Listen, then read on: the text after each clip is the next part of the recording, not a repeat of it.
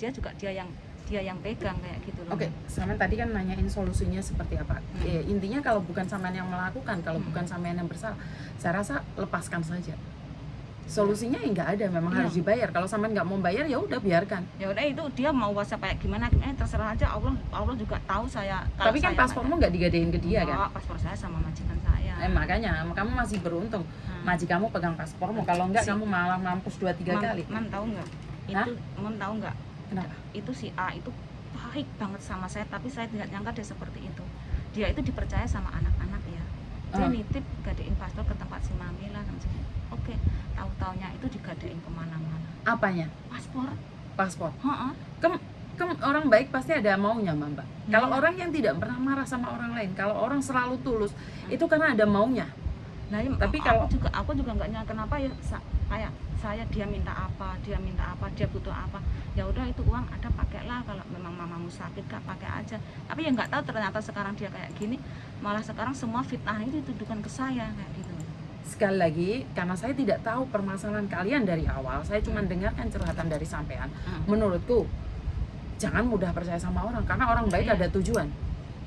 Kalau orang yang berteman beneran, Mbak, sama melakukan kesalahan di lokno langsung, nggak tebeng aling-aling, kamu selalu dimaafkan. Jadi menurutku adalah tidak ada yang salah dengan pertemanan itu. Tapi kalau orang terlalu baik, hati-hati. Orang yang tiba-tiba ngeceng kamu, orang tiba-tiba ngasih kamu, itu sebenarnya lebih hati-hati gitu loh. Karena tidak ada orang yang tulus, Mbak. Keluarga aja bertengkar, marah dan seperti itu. Iya, kalau apa namanya, sebenarnya aku kepengen masalah ini semua beres semua. Tapi si A ini telepon si rentenir ini pakai private number. Harusnya si rentenir itu kan ayo bareng-bareng lah, kumpul bareng, mana yang benar mana yang salah. Kamu tidak berhak mengatur orang lain. Biarkan mereka mengatur hidup mereka sendiri. Yang perlu kamu atur adalah dirimu. Selagi kamu tidak melakukan, sudah lupakan aja. Lupakan aja, lepas aja. Lagian bukan salah kamu. Kalau itu memang bukan salah kamu, tapi kalau kamu terus mencoba untuk mencari siapa yang benar siapa yang salah, malah berantakan. Intinya sampai tidak melakukan apapun, biarkan saja. Seseorang yang memfitnah kamu hanya butuh waktu, Mbak. Hanya butuh waktu. Itu waktu tidak cuma 1 bulan 2 bulan. Namamu akan tercemar 2-3 bulan, 1 tahun 2 tahun. Bahkan kamu akan dibawa kemana-mana tentang orang pencarian utang atau apapun. Itu hak mereka, karena kamu tidak berhak mengontrol pikiran orang lain. Saya itu sudah berbulan-bulan loh di apa, kayak muka saya dikasih tai sama dia ya. Dia minta tolong pinjemin uang sama dia, ibuku dari rumah sakit, dikasih gambar tolong ibunya dibawa dari rumah sakit. Bukan, aku yang merasa yang bodoh itu sampean. Iya. Memang saya merasa bodoh banget, kenapa saya baik sama dia terus sekarang balasan dia kayak gini. Bukan, orang baik tidak ada masalah. Tidak ada yang salah dengan orang baik. Tapi tidak sebodoh itu. Orang baik tidak perlu bodoh. Nah iya. Yang saya tanyakan adalah sampean bodohnya di situ. Kenapa?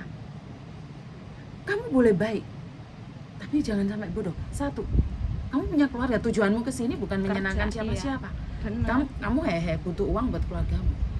Jadi sekali lagi, hari ini kamu nangis pun telat. Sudah terlanjur. Sudah telat semuanya, semua sudah hancur. Maka dari itu aku selalu bilang, sudah berlalu, biarkan. Gimana solusinya? Lepaskan. Jangan pernah berhenti untuk jadi orang baik. Karena orang sudah membuat kamu seperti ini, tidak perlu berhenti untuk jadi orang baik menurutku. Tetaplah jadi orang baik, tapi bukan berarti menjadi orang bodoh. Ngerti nggak maksudku? Paham. Kamu tetap jadi orang baik, menolong orang itu tetap. Tidak perlu berhenti gara-gara orang lain menyakitimu. Karena apa? Gak usah khawatir, Mbak. Karma itu tidak akan keliru kok. Kalau sampai menanam kebaikan, dan ingat, siapapun yang menghina kamu jangan dibalas. Enggak, Mem. Dari kemarin itu dia sudah yang mulai dari minta dipinjemin uang di sana, enggak dibayar, sampai aku satu kampung dia mau, insya Allah saya ikhlas. Bukan, dari sekali lagi aku bilang, waktu akan membuktikan. Waktu akan membuktikan. Dan aku tidak tahu kamu curhat hari ini itu benar-benar dari hatimu atau tidak. Tapi intinya, waktu akan menjawab. Dan rekaman ini di YouTube ini suatu saat akan menjadi bukti bahwa kamu tidak bersalah. Ya memang, makanya. Paham nggak maksudku? Saya juga. Suatu saat namamu akan baik sendiri. Aku itu sampai tadi saya nggak pernah sholat ke Wanjai ya. Saya nggak bisa sholat di sini. Saya nggak bisa sholat, nggak bisa apa, ikut majikan saya nggak mau pakai, nggak bisa pakai hijab katanya. sampai saya nekat tadi curi saya pergi ke Wanja. Cuma saya minta doa sama Allah, saya ngomong sama Tuhan, Tuhan kalau memang yang difitnahkan ke dia itu benar, saya punya utang 30.000, kasih saya umur panjang, rezeki panjang, biar saya kasih bisa bayar ke dia. Kalau fitnah itu tidak benar, balikan ke dia. Cuma itu aja Allah. Sebenarnya itu bukan hak kamu untuk meminta Tuhan membalikan itu. Doa kamu adalah buat kamu sendiri, dan berdoa buat orang lain yang baik. Salah sama doa seperti itu sayang. Doa tetap yang baik, siapapun yang menyakitin. Karena ingat, doa itu kembali pada yang punya. Jadi kamu tetap mendoakan dia yang baik. Jangan pernah mendoakan orang lain yang jelek. Benar. Aku sampai itu semua ya, semua rekaman Dengarkan situ. saya ngomong dulu. Berdoalah yang baik. Saat mulutmu berdoa, itu sebenarnya doa itu buat kamu. Nah, iya. Saat kamu mendoakan orang lain bahagia, sebenarnya kamu yang bahagia. Ingat omonganku. Mulai hari ini, lepaskan apa yang sudah. Karena itu bukan hak kamu, sudah berlalu. Yang kedepannya, jangan pernah berhenti jadi orang baik, walaupun hari ini ada orang yang menyakitimu. Ngerti nggak? Kualitasmu hanya kamu yang tahu, Mbak. Orang lain menghina kamu, nggak ada masalah. Hanya kamu yang tahu. Kalau memang kamu melakukan kesalahan, ya udah nggak apa-apa, hari ini nggak apa-apa, lepaskan. Jadi berarti Samen itu butuh makanan batin. Makanan batin ya sholat itu, ya doa itu, baca Al-Quran, diperbanyak. Dalam hati bisa kok, Mbak. Samen di rumah majikan bisa, dikir juga bisa. Itu semakin curi-curi, nggak perlu curi-curi, karena doa itu dalam hati. Bukan kalau aku pengen sholat itu kalau majikan aku keluar pas keluar, Bukan seperti itu. Maksud saya adalah doa itu dari mulut kita, dari hati. Jadi hati kita tuh bisa berdoa. Saat cuci baju, nyuci piring, saya sendiri, saya selalu berdoa, saya selalu baca parita, saya selalu memberikan doa-doa. Tanyain Cece, pembantu saya tuh tiap hari di rumah saya tuh saya dengarkan ceramah parita, saya dengerin doa-doa. Kenapa? Karena saya juga butuh makanan batin, Mbak. Cuman bukan makanan nasi aja, saya juga butuh makanan batin. Kenapa? Dengan masalah anak-anak yang di luar sana, saya juga butuh loh. Paham nggak maksud? Begitu juga dengan Samen. Samen dikir kan bisa, doa kan bisa. Nggak bisa sholat, tapi Samen kan bisa doa. bisa. Taruh di hatimu. Dan ingat, kalau kamu doa bukan untuk dirimu yang baik, juga buat orang-orang di keluarga yang baik. Paham maksudku? Paham. Jadi jangan usah takut. Nggak usah takut. Aku nggak tahu. Jangan putus asa. Jangan kecewa. Dulu saya pernah putus asa, sampai kepingin rasanya saya loncat. Tahu nggak, pokoknya tahun ini tahun kehancuran saya. Semua orang yang saya tolong menghancurkan saya. Sampai saya kepingin loncat dari tingkat 34. Saking nggak tertahannya. Coba nggak ada mertua saya yang baik, keluarga yang baik ngasih uang saya, ngirimin uang saya, nggak mungkin saya sampai saat ini. Bener. Nah, inilah yang saya tidak tahu, karena Samen terletekan dan Samen selalu semua ambil sendiri. Ingat sekali lagi, kamu di keluar negeri karena butuh keluargamu. Kalau kamu sampai bunuh diri, itu yang akan mengakibatkan siapa? Iya. Siapa yang akan menyesal? Bener Nah, memang. dan aku nggak tahu kenapa bunuh diri adalah seolah-olah itu jalan gitu loh saya. Kayak bulan-bulan kemarin kayak kosong, sudah nggak ada pikiran gimana. Saya punya masalah, saya tidak berani cerita sama siapapun. Saya nggak berani cerita. Kamu sama sekarang ada siapapun. aku, kamu bisa melepaskan semuanya, Mas. Sudah sekarang kejadian kayak gini, saya masih bersyukur sama Allah. Orang tua saya masih mau jual sapinya buat ngirimin ke saya. Masih. Inilah yang salah, Mbak. Ini yang salah. Keluarga di Indonesia kirim uang balik, itu kamu masih beruntung, keluargamu baik loh. Alhamdulillah keluarga Kamu baik, bersyukur orang mertua Indonesia. baik, masih nulungi. Cuman aku kenapa saya baik sama teman saya saat dia susah, saya bantu. Kenapa dia tega sekejam ini sama saya cuma, apa salah saya sama mereka? Bukan mencari siapa yang salah. Karena apa, sekali lagi, ini kamu menanam karma baik buat kamu sendiri. Suatu saat kamu akan memetik. Samen percaya kan dengan karma? Saya percaya Pak. Saya percaya sama Tuhan juga. Saya percaya sama Tuhan, apapun yang saya lakukan. Kalau Samen percaya sama Tuhan, Samen nggak akan nekat untuk pingin bunuh diri dan ini itu sayang. Waktu itu saya memang benar-benar buta, soalnya saya nggak punya masalah, nggak berani cerita sama siapa-siapa. Sekarang tenangkan diri Samen. setiap kali rekaman ini dipublikasikan. Iya, saya tahu. Jadi bisa meringankan bebanmu. Jadi kamu suatu saat dengar lagi suara ini bahwa banyak anak-anak di luar sana lebih parah dari sampean. Saya pengen tahu anak-anak teman-teman saya yang di Hong Kong, jangan percaya sama teman sebaik apapun teman saya. Contohnya teman saya sebaik kayak gitu, kayak saudara tak tolongin, dia punya utang tak tolongin, akhirnya menjerumusin saya dan akhirnya hutang-hutang semua saya yang bayar. Teman saya yang baik juga satu orang lagi tak tolongin, tak percaya dia, uangnya ini, ternyata sekarang sudah dia kabur. Dia menfitnah saya yang saya bawa uang rentenir 30.000, padahal tidak ada satu anak pun yang balikin uang itu. Dia juga tahu, Mam, si A, si B, si C itu tidak pernah ngasih bunga selama ini juga dia tahu. Oke. Sekarang putus dengan rentenir itu, jangan berhubungan. Ini loh Mbak, ini loh akibat kalau kamu berteman dengan rentenir. Ini sebenarnya sebab akibat kamu berteman dengan rentenir. Seandainya kamu berteman dengan orang-orang yang di masjid, seandainya hari ini kamu berteman dengan orang-orang yang di organisasi, itu makanya lebih baik buat kamu. Tapi karena ini sebab akibat kamu berteman dengan rentenir, ini karma kamu memperkenalkan dirimu, temenmu ke rentenir. Dan ini nih juga karmamu. Kamu harus menanggung dari karmamu. Seandainya dari kemarin-kemarin teman-temanmu itu selalu ke wancai, sholat, baca Al-Quran, karmamu yang baik. Tapi sudahlah, karma sudah berlalu. Tidak ada yang salah dengan masa lalu. Sekarang sampai semakin dekatkan sama Tuhan. Karena sampean berhak bahagia. Dan ini pelajaran buat sampean. Sampean masih beruntung.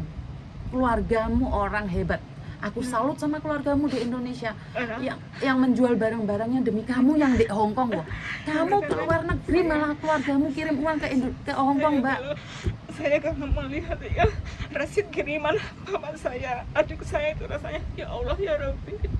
Dulu aku 4 tahun kerja di Hong Kong, tidak pernah ada punya utang sama siapapun. Alhamdulillah rumah bisa kebeli, mobil sudah kebeli. Sekarang 2 tahun aku di sini lagi. Saya bantu teman baik saya dihancurkan kayak gini sampai orang tua saya harus jual sapi dia, pinjam utang sana sini buat nyelamatin nyawa saya. Bulan kemarin terakhir saya ngomong sama majikan saya, Mem, jadi nggak ini lagi ke saya. Dia bilang, iya Cece, maunya kalau gitu nggak mau pinjemin aku ya uang 10.000. Dia enggak, aku ngomong kayak gitu. Terus majikan saya bilang, nggak usah pinjam Cece, tak kasih separuh ya long service kamu kalau kamu butuh uang. Saya saat itu saya lepasin maskermu, kamu nggak bisa nafas. Saya sampai sujud syukur di WC. Ya Allah ya Rabbi, terima kasih kamu sudah ngasih jalan aku terbaik, tahu nggak? Yang itu sampai kadang kayak gini. Setiap kali saya waktunya saya bayar, alhamdulillah Allah ngasih jalan saya. Orang tua saya ngasih uang, gajian saya buat bayar yang ini, saya punya lagi buat yang itu. Saya cuma kelihatan sama menanam yang bagus, sama tetap dapat yang bagus kan, tidak akan keliru karma sama. Sekarang aku difitnah sama dia, katanya saya ambil itu uang sama si dia, uang 30.000, anak-anak sudah balik sama dia, padahal 1 sen pun anak-anak tidak ada yang sekarang sudah selesai. Intinya masih ada orang baik sama sampean. Intinya masih banyak orang sayang sama sampean. Bisa nggak sekarang putus hubungan dengan rentenir? Ya, bagaimana ya, Mem? Bukan, hanya kamu yang bisa memutuskan hubunganmu dengan rentenir. Bisa. Sekarang ke depannya liburan datang ke Wancai, berdoa ke masjid, sisakan waktumu ke sana. Dan kamu punya uang 100-200, taruh di kota amal, tanam di situ. Itu karmamu. Kamu suatu saat akan ngambil itu. Uang 100 yang kamu taruh di kota amal itu akan balik ke kamu, Mbak, nggak keliru. Cuma di sini teman curhat saya waktu kemarin itu mertua saya bilang, udah Ndok, biarkan saja dia mau ngomong apapun, kamu mau difitnah apapun, Allah tahu kalau kamu nggak makan ya sudah, nggak usah didengarin. Nggak apa-apa, kan aku bilang lepaskan, bilang sama Tuhan, ini memang salah saya karena saya berteman dengan rentenir dan saya akan menebusnya sendiri dengan cara sendiri. Sekali lagi, Sampean tahu, sampean bisa ke Wancek sembahyang di sana. Itu hebat. Sampean punya jalan hebat. Jadi sampean tetap bersyukur karena Tuhan masih sayang sama sampean. Alhamdulillah tadi sebelum aku kesini, sebelum aku mau sholat dulu ke Banjai, nanti ke tempatnya Mem Yuni, aku bilangin aku pengen curhat semuanya. Seandainya tidak ada manusia yang mendengarkan curhatan saya, setidaknya Allah masih mau mendengarkan curhatan saya. Kayak gitu. Hailah.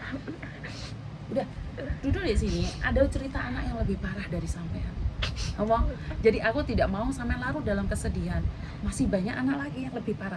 Sampean masih beruntung. Keluargamu hebat, majikanmu hebat. Ingat, orang hidup ada godaannya, wajar. Jadi tidak ada yang salah dengan sampean. Tapi aku cuma pesan sama sampean, hari-hari ini, mulai hari ini, sisakan sedikit rezekimu ke kota amal. Biarkan kota amal yang punya catatan sendiri ke kamu. Karena itu Amin. tugas kamu. Amin. Saya sudah lama itu semenjak si A itu kabur, sudah enggak ini lagi sama yang rentenir itu. Bagus. Alhamdulillah bayaran bank, utang sana utang sini, alhamdulillah ada jalannya. Adik saya sudah ngomong, Mbak, dia bilang, utang kamu berapa?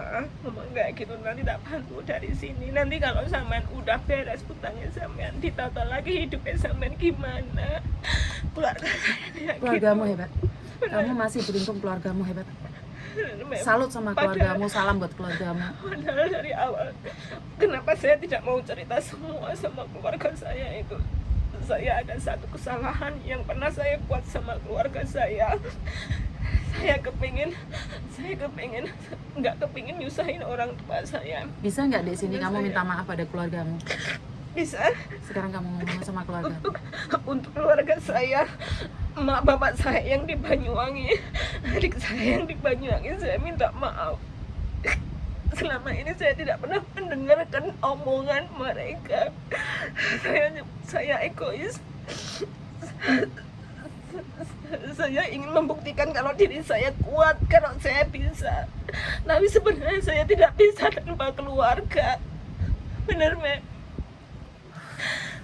Sebenarnya cobaan saya tahun ini cobaan terberat buat hidup saya. Gak apa-apa. Sekarang buat keluarga yang ada di Indonesia, saya cuma menyampaikan terima kasih karena sampai hari ini Anda masih mendukung saudara Anda yang ada di Hong Kong saat ini. Anda adalah keluarga hebat yang sampai saat ini mau memperjuangkan saudara Anda yang ada di Hong Kong sini dalam keadaan terpuruk apapun. Terima kasih buat orang Indonesia yang khususnya yang berada di Banyuwangi. Anda adalah keluarga hebat, Anda adalah keluarga yang mau mendukung keluarga sendiri yang ada di Hong Kong.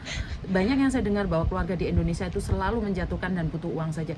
Ini pertama kali saya dengar keluarga dari Indonesia kirim uang balik ke Hong Kong. Jadi saya terima kasih sekali buat keluarga yang ada di Banyuwangi. Dan saya cuma bisa berharap dan berdoa sedikit lega, Mbak. Alhamdulillah. Lega ya. Jadi saya bersyukur dan ada pasti aja jalan keluarnya karena kamu menanam karma baik.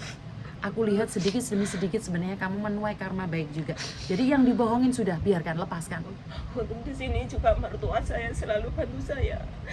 Sampai dia malu pinjam utang sana sini, doa aku sampai kayak gimana. Habis gimana, Bu? Kalau mertuamu di Hong Kong? Ada, mertua saya ada juga di sini. Juga buat mertua mbaknya yang ada di Hong Kong sini, terima kasih sudah mendukung dia. Terima kasih juga karena kita sama-sama tidak tahu apa yang terjadi. Mbak punya prinsip satu, lebih baik dibohongin daripada kamu yang jadi pembohong. Lebih baik ditipu daripada jadi kamu penipunya. Oke? Sampai terakhir itu yang kemarin saya pernah gadaikan paspor mertua saya buat bayar bank saya. Dan akhirnya paspor mertua saya itu digadai ke tempat lain. Harusnya aku nebus 5.000, jadinya sampai 15.000. Enggak, Mem. Wah. Itu gara-gara si A ini. Oke, sudah. Jangan terlalu larut dalam kesedihan. Kamu sekarang fokus ke depan. Setelah video ini terupload, kamu dengar sendiri suara hati kamu. Suatu saat kamu buktikan sama si A, inilah aku masih berdiri tegar sampai hari ini. Tapi kalau kamu nekat bunuh diri, hari itu juga kamu selesai. Insya Allah saya nggak sampai segitunya. Oke, jadi pegang ya, kasihan mertuamu, kasihan bapak ibumu, kasihan suamimu, yang mereka tetap sayang sama kamu. Ngerti?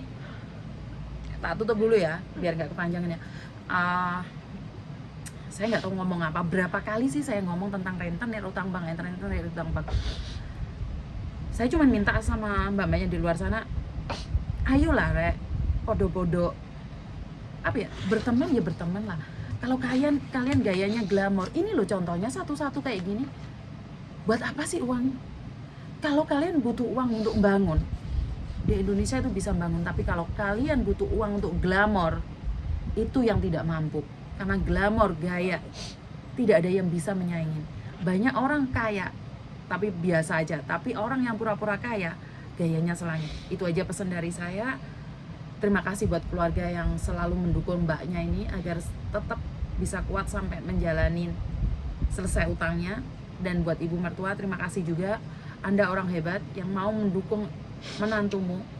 Selamat ibu, saya bangga bisa melihat Anda suatu saat. Kalau saya bisa ketemu dengan Anda, saya ingin acungin 2 jempol di depan Anda, karena tidak semua mertua itu sayang sama menantunya, tapi sampean salah satu wanita hebat yang bisa memberikan dukungan pada menantunya. Terima kasih dan wassalam.